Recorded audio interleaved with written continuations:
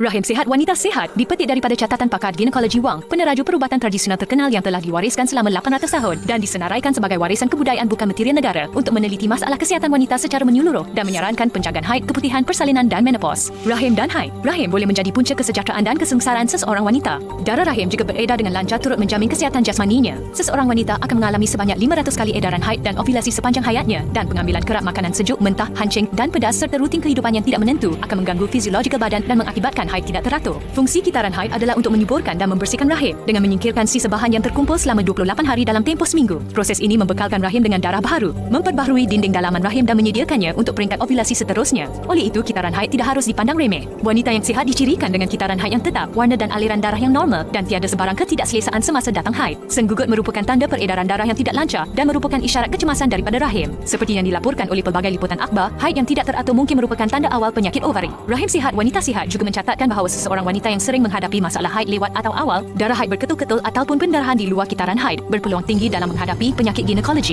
Contoh penyakit termasuk endometriosis, kanser rahim, pendarahan kegagalan uteria, kemandulan dan seumpamanya. Berbeza dengan haid, keputihan akan berlangsung sepanjang hidup seseorang wanita. Lelehan lendir ini membawa fungsi pelinciran dan pembersihan dan merupakan sejenis alternatif pelarasan dan penyahtoksikan semula jadi badan. Jika haid digambarkan sebagai gotong royong, keputihan pula setara dengan kerja pembersihan yang biasa. Keputihan yang sederhana mencerminkan kesihatan badan yang baik. Pengeluaran keputihan yang amat sedikit menandakan kekeringan vagina. Keputihan yang berwarna kekuningan menandakan badan terlalu panas dan lembab, manakala keputihan yang berbau pula adalah mekanisme semula jadi badan untuk menyingkirkan kelembapan dan penyahtoksikan. Persalinan. Selain melahirkan zuriat, tempoh berpantang juga merupakan tempoh terbaik kaum wanita untuk memperbaiki tahap kesihatannya. Setiap wanita mengalami perubahan yang amat ketara semasa mengandung dan selepas bersalin. Rahim pada peringkat akhir kehamilan adalah seberat 1 kilogram, yakni 17 kali ganda sebelum kehamilan. Bahkan persalinan secara semula jadi akan mengembangkan leher rahim sebesar 7 kali ganda. Oleh itu, penjagaan rapi amatlah penting untuk menjamin kepulihan 100% dan mengelakkan masalah prolaps rahim. Selepas bersalin, wanita akan kelihatan pucat dan tidak bermaya. Badannya juga lemah dan tidak berkemampuan untuk membersihkan rahim secara sendiri. Oleh itu, dalam tempoh 30 hari selepas bersalin, kaum wanita harus menjalani penjagaan dan pelarasan badan secara holistik agar dapat 1. Menyingkirkan lokia, 2. Mengecutkan rahim, 3. Membantu penyembuhan luka, dan 4. Memulihkan kecergasan dan tenaga. Menopause.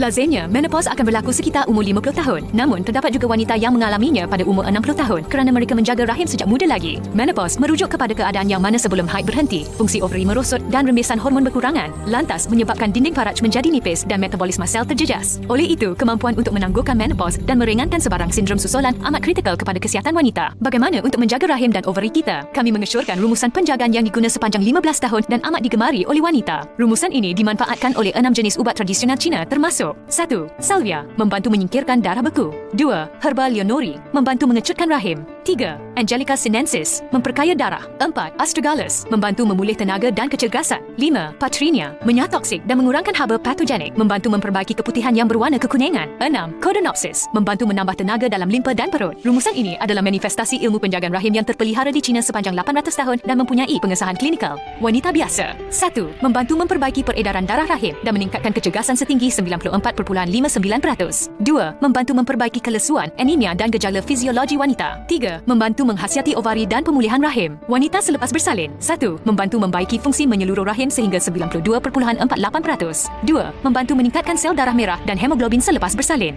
Haid, keputihan dan persalinan sememangnya sumber hidup seorang wanita. Badan bermaya dan bertenaga, hindari pelbagai penyakit, nikmati hidup bahagia sejahtera.